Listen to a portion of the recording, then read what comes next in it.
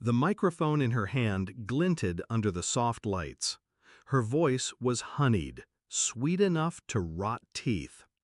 "My sister," she said, pausing just long enough for the room to lean in, "is a single mother, unwanted by anyone."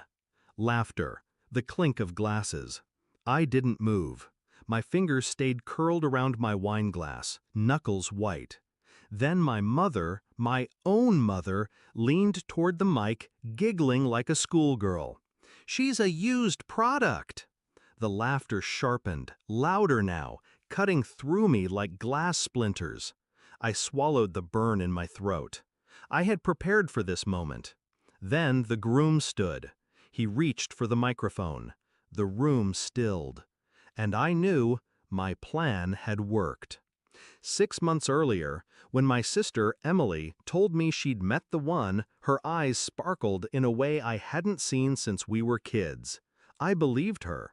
She'd been the golden one, straight A's, perfect hair, always in control. I'd been the mess, teenage pregnancy, divorce before 30. She wore her perfection like armor, and I admired it, even when she used it to keep me small. When she introduced me to Daniel, he was polite, measured, almost too careful. I saw the faint lines of someone hiding a shadow, but I didn't push. Emily loved him, and that was enough. For a while. The first crack. It came in the form of a slip. Daniel, after 2 glasses of wine, asked if my son's father still paid child support. Emily's eyes darted to him, a silent warning.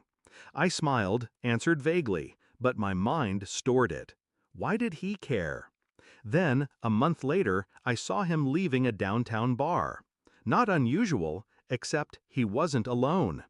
His arm brushed the small of a waitress's back. He didn't see me. I didn't tell Emily. Not yet. The proof. It wasn't hard to get. Daniel had a weakness for flattery and younger women. I had a weakness for quiet, patient revenge. I made friends with the waitress. Her name was Mia, 22, ambitious, easily charmed by the idea of helping another woman. I told her enough to make her curious, then let her find her own way to Daniel. 2 weeks later, I had screenshots. Explicit ones, with timestamps that overlapped business trips. I didn't confront him. I didn't warn Emily. I planned. The shift. My goal wasn't to stop the wedding. My goal was to make sure Emily knew exactly who she'd married, but in a way she could never twist back on me. Because if I'd told her before, she would have called me jealous. She would have chosen him.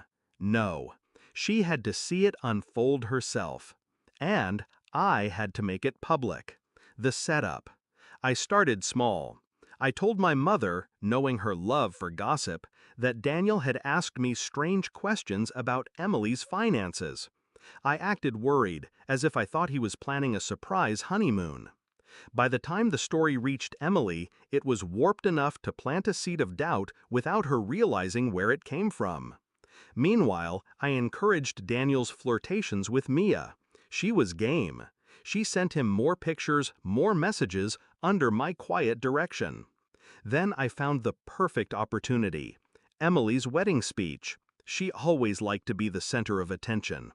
I knew she'd take a jab at me. It was her way of proving she was still above me, even on her happiest day.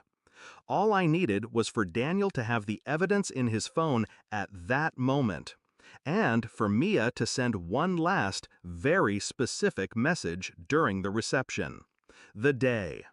The ceremony was flawless. White roses, crystal chandeliers, Emily's smile so wide it looked painted on. I played the role of proud sister, helping with her dress, holding her bouquet. Nobody suspected a thing. At the reception, I kept my distance, sipping wine, watching Daniel check his phone between handshakes. Perfect. When Emily took the mic, I knew the jab was coming. She never could resist.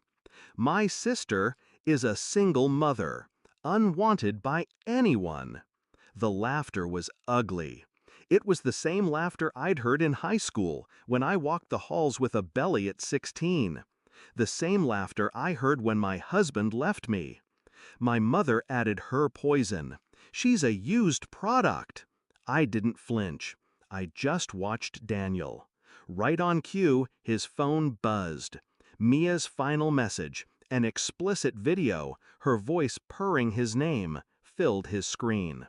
The people near him noticed first, whispers spreading like fire. Daniel's face drained of color. He shoved back his chair, grabbed the mic from Emily. The unraveling. Emily! His voice cracked. He didn't look at her, he looked at the guests. I need to be honest. Emily's smile faltered.